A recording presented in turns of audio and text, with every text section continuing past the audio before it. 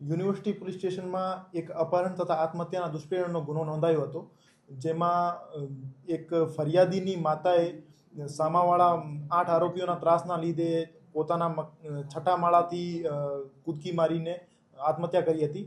તો એના કારણે પોલીસ સ્ટેશનમાં ગુનો નોંધીને પોલીસ સ્ટેશને તપાસ હાથ ધરી હતી અને હજુ સુધી ટોટલ 8 આરોપીઓમાંથી 4 આરોપીઓની ધરપકડ કરવામાં આવી છે, જેમાં જલાભાઈ સભાડ, મનીષભાઈ સભાડ, કૈલાસભાઈ સભાડ અને વિમલભાઈ ભરવાડ 4 આરોપીઓની ધરપકડ કરી દેવામાં આવી છે અને અપહરણમાં યુઝ થયેલી એક ઇકો ગાડી કબજે કરવામાં આવી છે અને બીજા 4 આરોપીઓની ધરપકડ કરવા માટે તજવીજ હાથ ધરવામાં આવી છે. કારણ શું?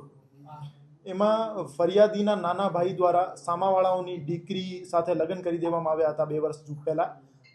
સામાવાળા દ્વારા લગાતાર ફરિયાદી ઉપર અને ફરિયાદીની ફેમિલી ઉપર દબાવ બનાવવામાં આવી રહ્યો હતો કે તમે મારા દીકરીને અને તમારા છોકરાને હાજર કરો.